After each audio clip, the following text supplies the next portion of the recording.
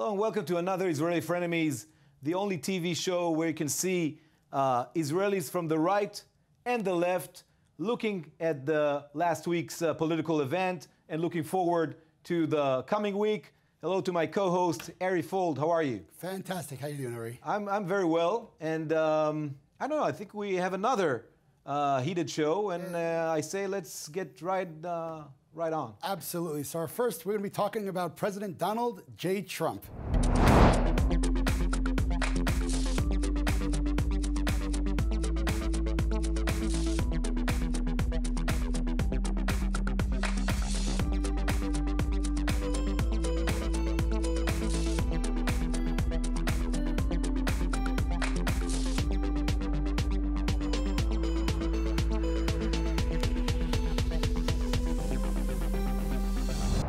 Donald J. Trump this week is putting the left wing, the liberals, again in their whirlpool, and they're mixed up. We don't know what to do with this.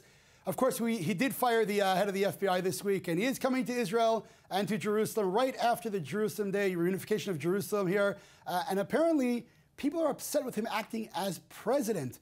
I mean, he's taking action what presidents do take, and I guess this really bothers people on the liberal side of things. I guess, Uri, I'm sure you have a lot to say about this.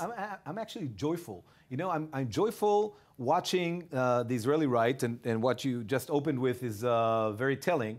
You know, I remember 100 and something days ago where the Israeli right was in messianic fever. Nobody was in messianic fever. Well, we were happy. Nobody, just Minister Bennett said, now we can do whatever we want. We can annex the whole territory. You had the leaders of the settlement movement going to the inauguration ceremony. I was there on the Capitol Hill, and everybody was sure on the settlement movement that this is one of ours, and he's going to follow our mindset.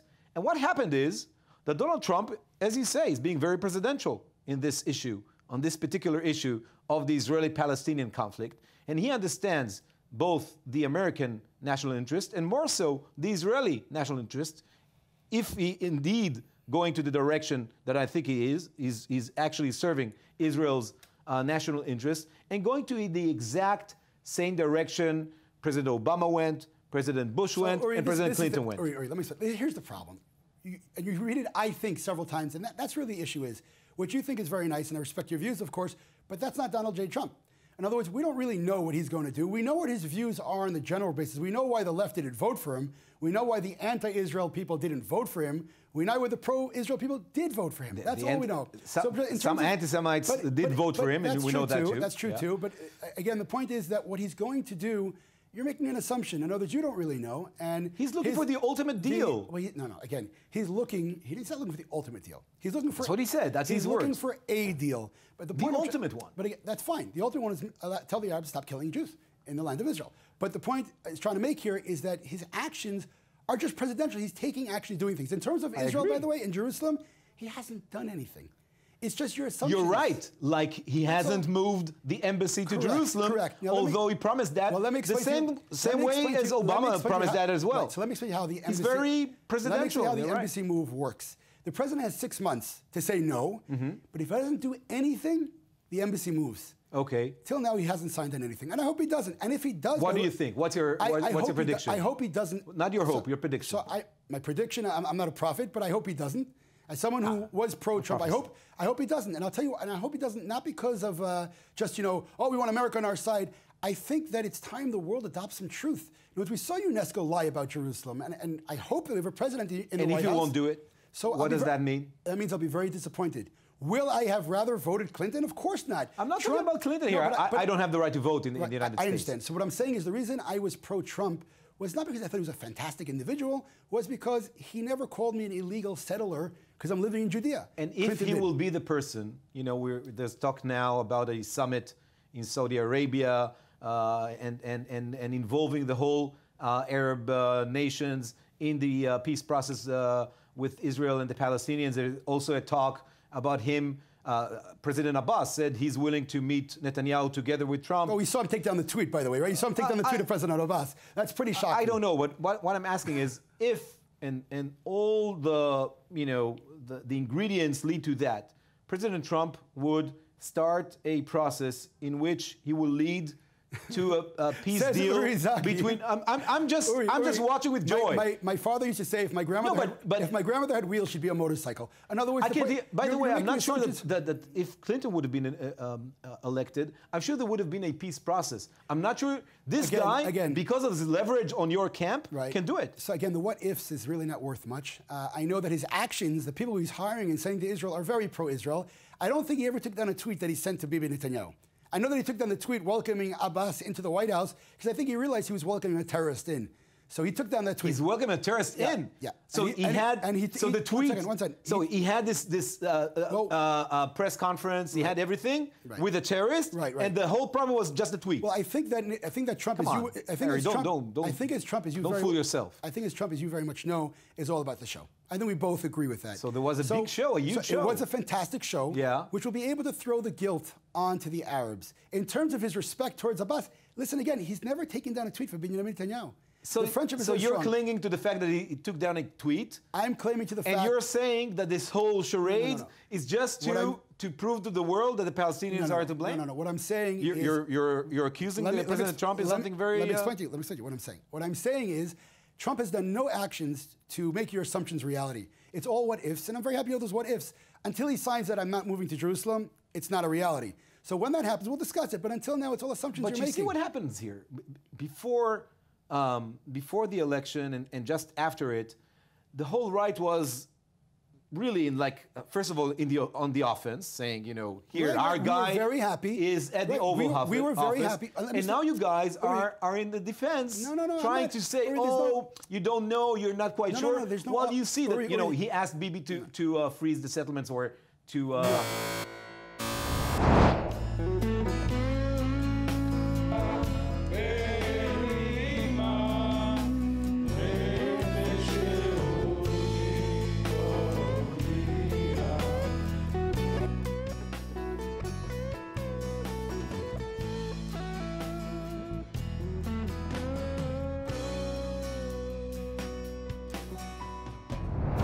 So the footage we see here is of the mythical, I would even say in Israeli terms, Channel 1 news edition called Mabat, Glance. Legendary. Legendary, mythical, mean fake. You meant real. Okay, all right, legendary. Sorry, thanks for the correction.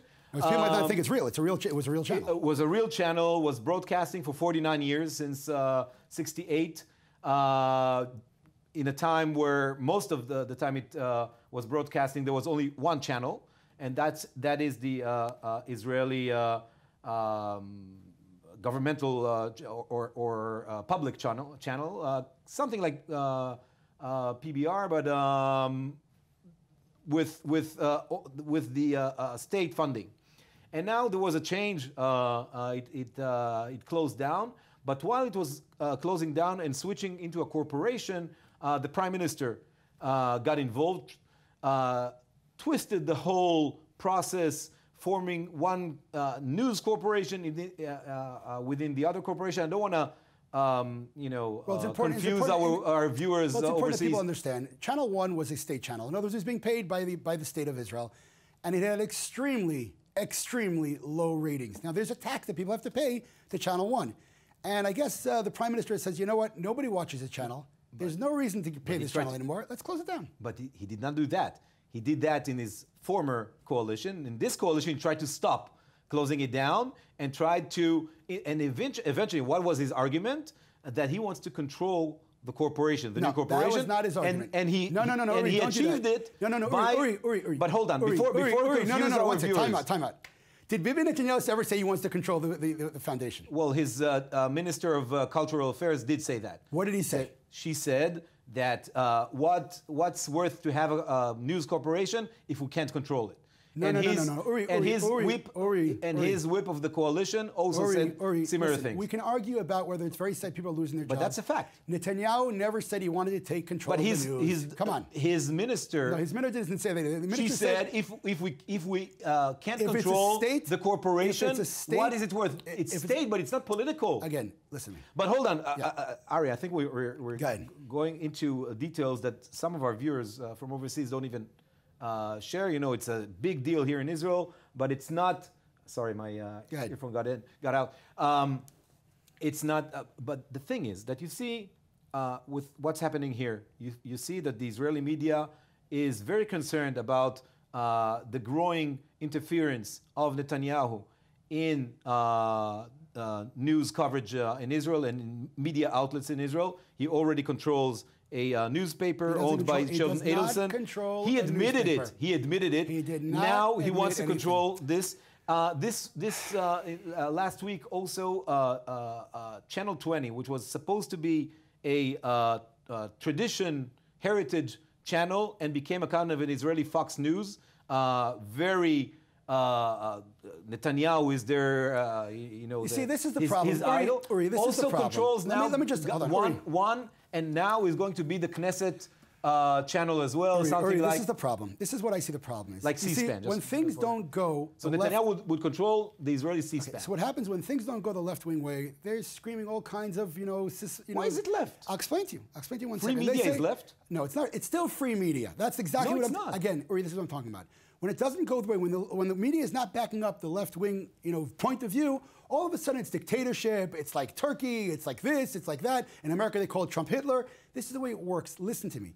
Netanyahu. The way it works, the Prime Minister controls the media. This is the way the left generally reacts when things don't go their way. Netanyahu does not own anything, not 20, and not the paper, nothing. It's true that the person who owns the paper likes Netanyahu. That is true, and that's fine. He's allowed to have a political opinion. In terms of the paper itself, though, he has no hands on it. He doesn't own it. He doesn't have any money into it. Nothing. The fact that it's pro-Netanyahu or pro-right is not a sin. He negotiated in terms with the chief editor, with the publisher of Yediot Achronot, the competing paper, on what will be published or not published in Israel Hayom, that paper. Again, that he's not controlling. This is the funny thing. The left talks about democracy and free speech, but then they try to shut down a newspaper because he's Nobody tried to shut down, by the way. They tried to shut it down, and they failed. They said that it can't be a freebie because this, why can't it be a freebie? This paper right now is just a way to finance pro-Netanyahu without charging its readers nothing. What's the problem?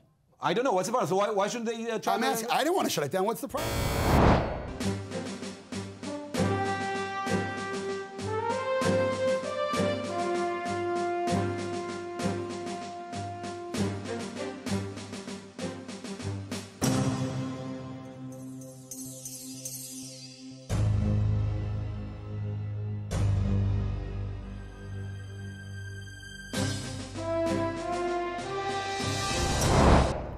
Okay, so I think we both had a good laugh just now. No, it was good. It was good, and I'm really happy about this particular item on our show because this is a news item that was pretty big in Israel. It wasn't so big in Israel last week. It was very big in Israel, and it was my scoop. I found out. I'm now tracking some of the Israeli right-wing organizations that are chasing and witch hunting Israeli left organizations, saying that they're not transparent. But these organizations try to hide the sources of their funding. They keep asking, and many times getting, confidential decrees from the Registry of Associations in Israel. They tried to get a confidential decree on the fact that Coca-Cola donated, Coca-Cola Israel, by the way, not the international company, but the one that has the bottling company here in Israel. Bottling company here in Israel. They got $14,000 donation, which they tried to hide. They asked the association for the register of associations to get confidential. And look, some people on the left called for boycotting Coca-Cola because they and just before I'll give the floor to you. Im Tirtzu is notorious in Israel. It's an Israeli court said that it has fascist elements in its. Come on! That's an Israeli court. Show. You're going to have a problem. That's the Israeli court says. Listen, I'm standing behind that. So let's explain. And it's an organization that called.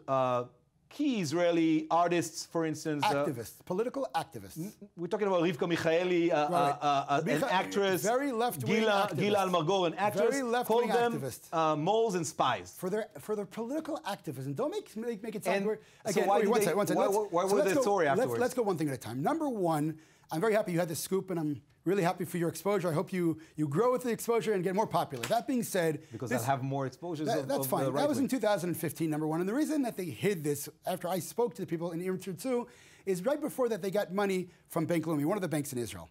And what happened when that went public is left-wing organizations went in front and picketed in front of their banks and were screaming and whatnot. And so therefore, what Ir Tirtzu said, we're going to get money from whatever we're going to get money from, and we don't want to destroy their reputation, so we're going to keep it quiet. There's nothing illegal about that. But when it comes to the right asking the left-wing organizations to give their source of income, it's not that you have donors from overseas. It's that you have government bodies funding anti-Israel activism. Everywhere in the democratic world, the only place where that's a problem is in Russia, Again, Iran, let me explain, and Egypt and places like that. Let me explain to our viewers who those people are. We're talking about organizations like Breaking the Silence, who is not working within the Israeli system, rather going to the world and bashing Israelis with anonymous testimonies. We're talking about B'Tselem, who are sending Arabs with cameras to go in front of soldiers, Excuse me, sir, get them up. but we don't know. Who are the donors of Im Tirtzu. Again, we just don't know. That's fine. But and they are promoting transparency legislation. Right, exactly. So-called So transparency. when you find, how can you go and say that you want transparency? It's all not, these groups that you Uri, mentioned show on their websites, and I urge our viewers to go to the websites. All the donors are listed. So let's focus, none of them is confidential. On Coca-Cola, the right-wing organizations, Im Tirtzu, Choneinu, Regavim, all these, these organizations, confidential. You don't know who the donors are. We'll talk about this. Let's focus on Coca-Cola right now. Your scoop. There's no real scoop here. I'm very happy for you that the paper's why was it a headline in Israel's most read paper? It was a headline in not all the papers. It was a headline in some of the papers who really don't like the right wing, but that's besides the point. The scoop is... doesn't like the right wing. No. They're as anti as they can get. But the scoop is that Coca-Cola didn't want money being given to Ir Tirtzu. Okay, that's not such a scoop. Big deal. It's not. They didn't do anything illegal. They didn't do anything wrong. No, it's not a problem. It's illegal. And you know, when I was asked, and by the way, Im Tirtzu, by the way, fascist. I'm glad. The Israeli court said so, not me. Do you know what the definition of fascism is? The Israeli court. Okay, so talk to the judge who said that. I'm asking you as an honest. It was in a ruling. You're an honest person. I'm asking you. You know what the definition I wasn't in that courtroom. I know, but you are still an honest person. I'm an honest person who can tell you that Im Tirtzu tried to go after a group that said that they're fascist. Even if they did, and the court found it that these people were saying the truth. No. They threw it out of court. Fascist elements. They threw it out of court. No, it's not true. It's not true what you're saying. They didn't win the court case. No, don't distort reality. Did they win the court case? No, they didn't. Im Tirtzu filed the suit, not the other ones. No.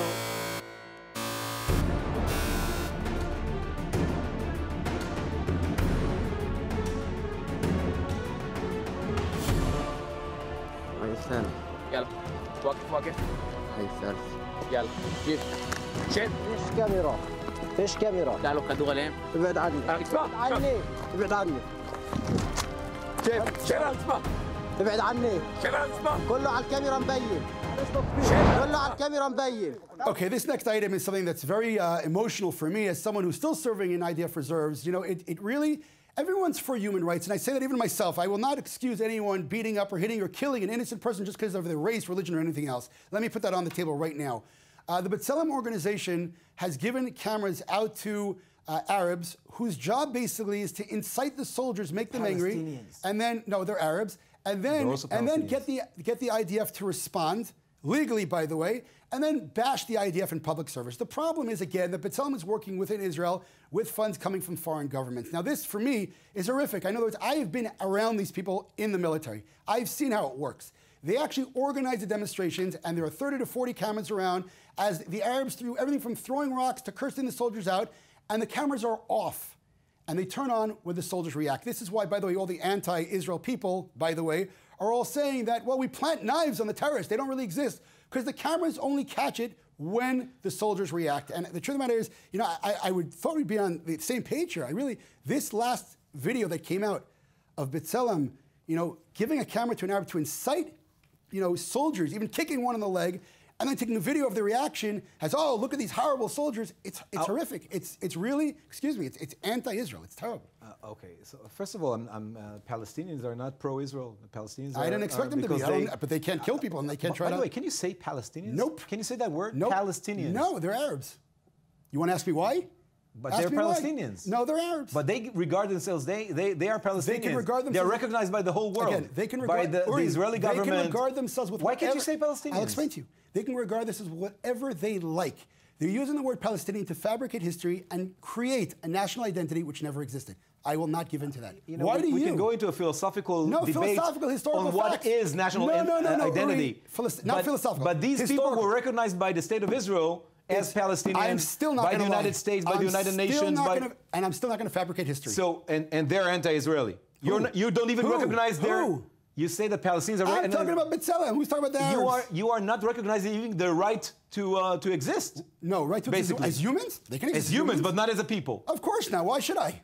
Okay, so, you know, that's a understand. very I'm a difficult unicorn. premise. Now I'm a unicorn? Regarding What does that mean? B'Tselem, Yes. and as you know, I was the director of B'Tselem USA. I'm very proud of that. And I'm also an officer in the Israeli military.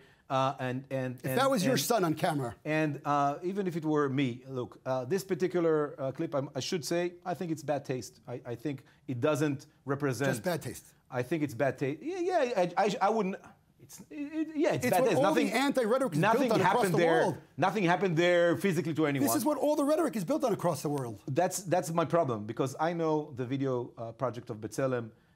It's extremely. It's not about trying to make soldiers. I mean, I can understand the how the Palestinians feel that, you know, when soldiers prevent them from going to their lands which are occupied now by a settlement. No. Look. Yeah. This is not. I urge the viewers to watch that clip. I think I'm not. I think it was done. It doesn't serve B'Tselem's video project, which revealed so many truth that stood in Israeli courts. Even the Elor Azaria case, the most important military court case right now, right, which led to a resignation of a minister of defense.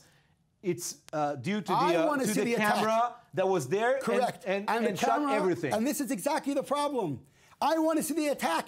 Why don't they keep it rolling? But the military, military itself, why? B'Tselem sent the in chief of staff stood behind the B'Tselem testimony. You're right. I'm asking you a different question. If B'Tselem is an honest organization and Elor Azaria did what he did was wrong, let's say for a second, or the court it was wrong, why don't they show the full tape? Show the attack. Which one?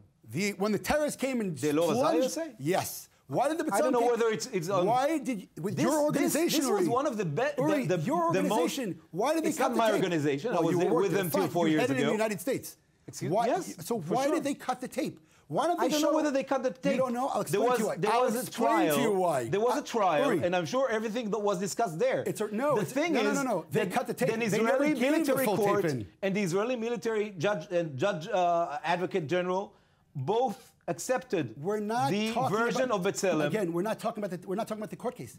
I'm asking. Why not? I'll explain to you why not. Because that's not the discussion. You say they fabricate the discussion. No, the discussion is B'Tselem. My question is different. Let's say, Elor Azaria is in jail. The Israelis put him in jail. Why did they show the Muslim terrorist running at the soldiers and plunging Muslim?